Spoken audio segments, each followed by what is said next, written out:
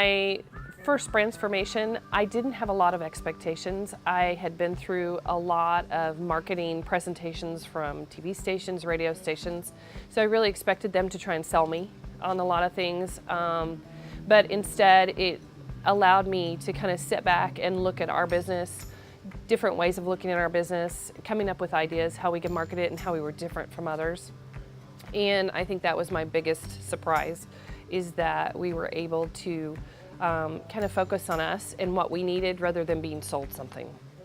After the BrandsFormation, we really changed our focus. We started making sure that we had a goal, to make sure that all of our processes were kind of focused. Our marketing strategy before Zimmer, we had a store before we came to Joplin. In that it was kind of the antiquated. We did a lot of circulars, a lot of mailings. We didn't do a lot of radio, newspaper, things like that. So when we came to Joplin, we met with Zimmer right away. And they kind of have led us through this market, since it was a much more developed market than we had been in before. Helping us kind of wade through, staying away from things that were not good for us. We've done some of those things and found out later on that it didn't work out. But I think they've helped us a lot in those type of things, and showing us that spending your money in a lot of different places doesn't really help you, that you almost have to focus somewhere and just own that part of the market. I think that's a fallacy. A lot of people try, and we get into TV and get into radio, but we don't put enough money everywhere, and then we're not effective. Our experience dealing with Chuck, he makes us think about what's going on more, and just that different point of view. When we have a great idea of what we need to do, but to have his expertise just help coach us to think outside the box. Advertising, if you don't work a plan, it's hit and miss. I mean, there's been so many times we've done a $300 campaign. They come in and they're selling you a graduation spot, or they're selling you something for Memorial Day or something else, and you put that $300, $500, $800 towards it and you get nothing from it. And not to say that advertising is easy to track. You almost never can you say, yep, I spent that $500 and I know exactly what we got back from it. It's not quite the way it works, but once you start working a plan and sticking with it and putting your money all towards your goal, you start hearing people talk and say your name and recognizing you and knowing your business. And I think that's the point where you see that you're finally getting money back. And it's not immediate, but you get a synergy after a while, I think. Once you start advertising, a lot of times people think that it's just going to immediately happen.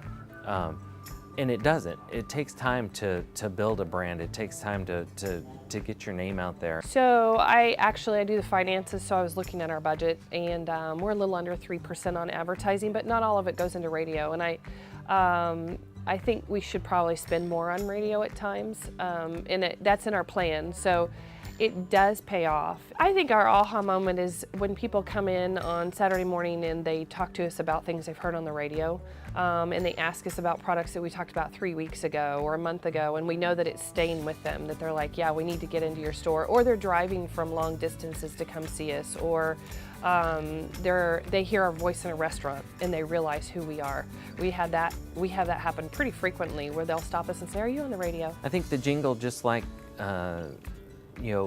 consistency in advertising, makes awareness. There's a guy that comes in all the time and he tells me I live rent-free in his head because of the jingle. So the jingle stuck with him. He remembers it. And it helps bring him back to us. So I think the jingle is just another tool in your whole advertising to, I know Chuck talks about the brick and the mortar, and that jingle is just more mortar to help remind everyone of everything else. For a new business starting out, I think there are 3 things that we have learned, is to get a plan and to stay focused and then be patient. And I think I would explain those as get a plan is to sit down with Zimmer and listen to them.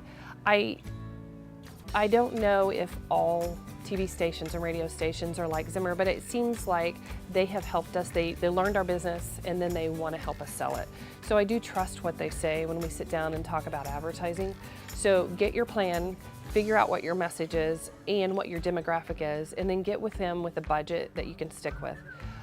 Then stay focused, because those people will continue to call and want you to go with another radio station or internet or TV or something.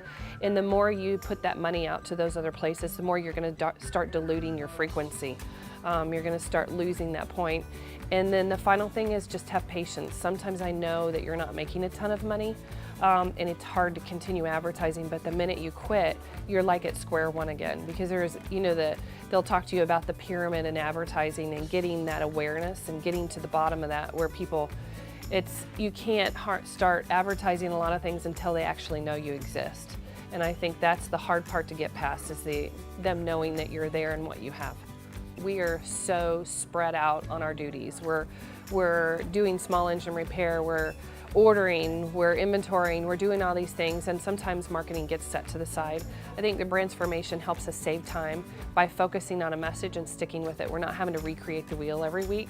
We know what we're going to talk about, or at least a theme that we need to stick with, and it helps us save time and helps us save money, because we're not spending money in places it's not going to be effective.